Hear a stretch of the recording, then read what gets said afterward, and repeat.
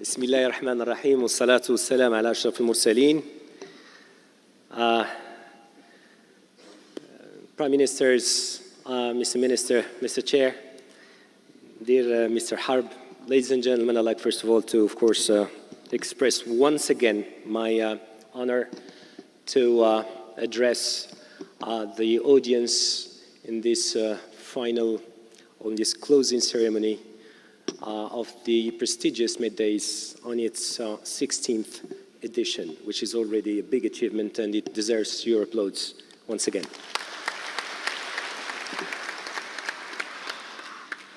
I have a couple of things to say, of course, with regards or connected to the theme.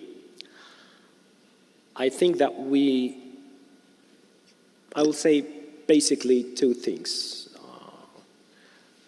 Trying, first of all, to reframe and ask the question, is there a central new question that we're trying to answer so that we know what exactly are we answering as a question? Because the job you've done is very deep, exploring every year a different theme that connects to the reality of the world and the new challenges. And second, of course, try to see what is happening in Morocco, in particular, under the guidance of His Majesty. To me, the central question is, are we preparing the world, our country, our societies to the next pandemic? Because before COVID-19, there was practically no debate on the theme. So of course, when we had COVID-19, everyone was asking himself, is there going to be a next pandemic? And how can we be resilient? And how can we process the sovereignty challenge? And of course, we've seen all over the world, politicians, public policy makers, reinventing industrial policies, social policies, finance, in order to address these issues in particular. But I think, and I suggest, that we address the question on a different scale, which is, in my opinion, how can we prepare our societies to be more resilient? And what are the new building blocks that we need to build within our internal forces to make sure we can achieve the goal? And of course, as all prime ministers and distinguished guests have just said, and I want to build on that, what is the new central role of cooperation connected to the issue or the challenge? Because unlike what we can think, sovereignty means much more cooperation. Much more cooperation. So I think that we need to revisit three loyalties, traditional loyalties that we have when we frame policies, we make decisions as public servants or as politicians. The first loyalty we need to revisit, in my opinion, is the one that is connected to the way our societies are organized, because you cannot achieve resilience if your society does not step along with you. The problem or the issue or the new trend that we have is a confrontation between two dynamics in our societies for a decade now. We have a first dynamic, a historical one, in which we witnessed societies of order, des sociétés de l'ordre, in which democratic rules are observed, but you need to wait until you get your place or you have your reward or whatever. And the way society was, and still is, organized was to provide the population with the rules, the type of democracy, of representation that makes it possible to get there and to cue society of order. You have local elections, you have national elections, you build elites, and you work on your economic models, etc., etc. But since a couple of years now, not only in the Arab region, but all over the world, we had this new egalitarian societies that are taking or occupying space in which the youngest generations do not accept the rules of the societies of order. So the challenge that we need to address while trying to answer this question is, how can we shift and move, enhance the way our institutions operate, answer the demands of our constituencies, in order to make sure that the answers are not destined to societies of order. Because the way we distribute the rights, the power, the resources, they still obey, in general, to the rules of the society of order. And I think that wherever we go in the world, unless the country is very rich or over-rich, everyone is facing these kinds of questions, and the design or redesign of our institutions is important, and we need to ask ourselves, how does decentralization, for instance, offer these kind of questions?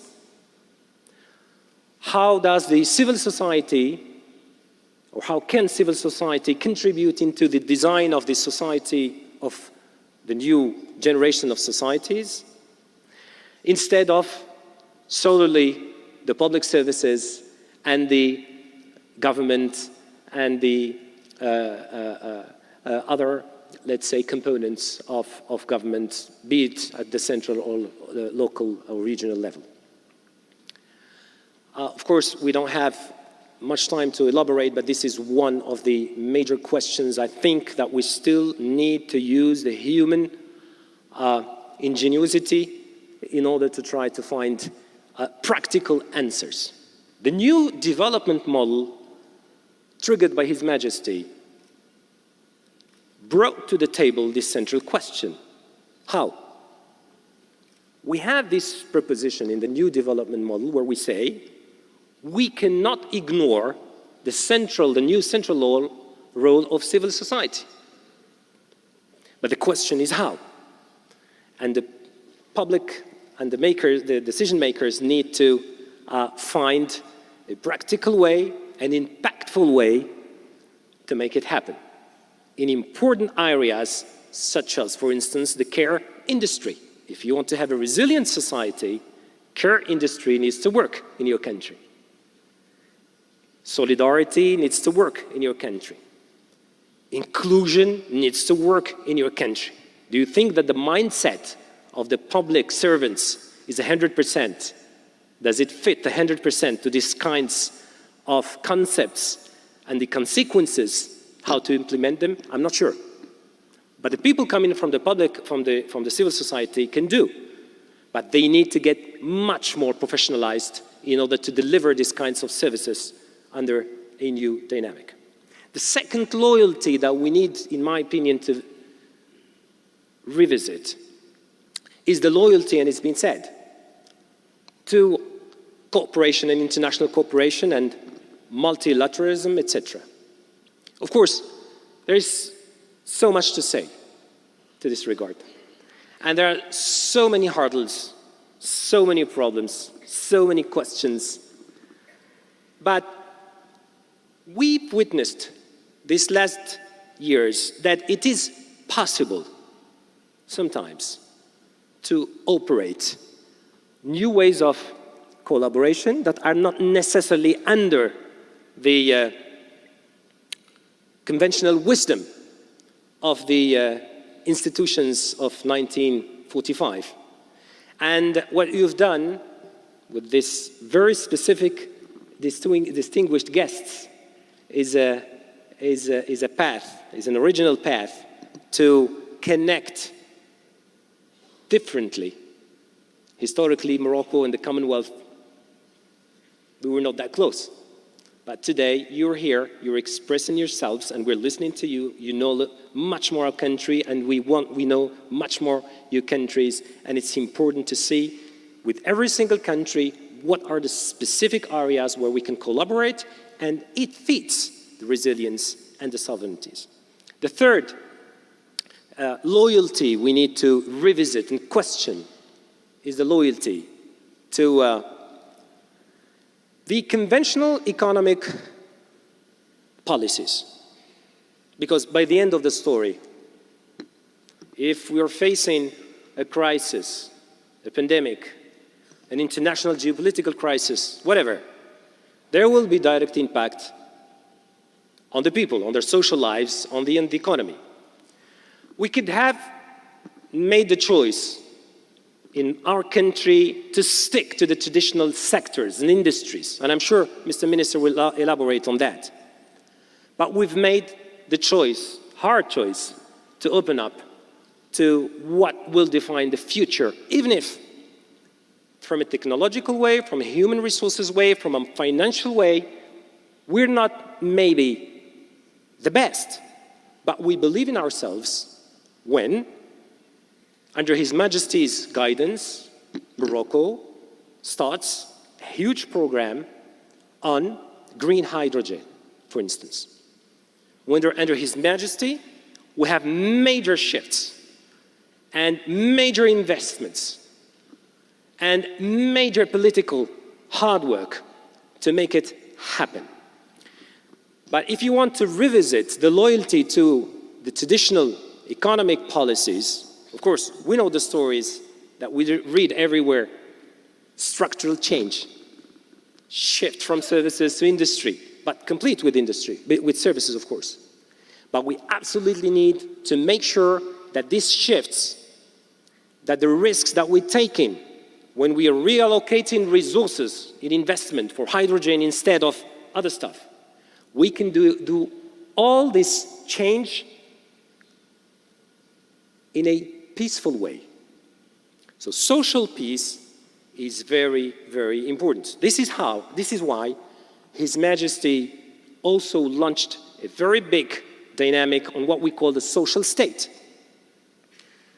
where we make sure that while we are transiting in the energy, in the industry, in the technology, in our social cohesion, we still can live together.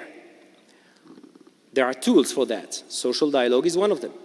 There are tools for that. Major reforms in the labor code, in the way the society is organized. The society can protest. The society can express itself.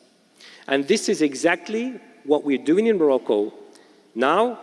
And the end of my speech is to say, can we do all this simultaneously?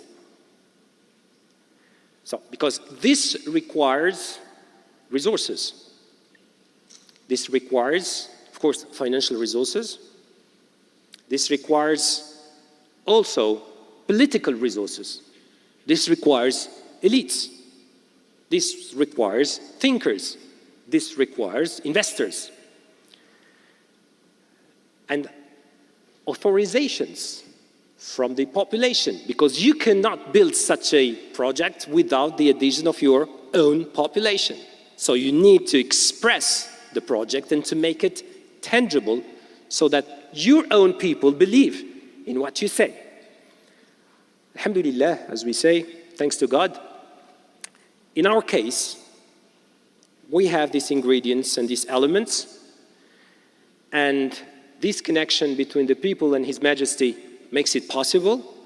The government tries to play its role at the best of the possibilities, but the most important thing is to believe in our bigger dream, a dream for our country, for our nation, but also a dream for the world. Thanks, ladies and gentlemen.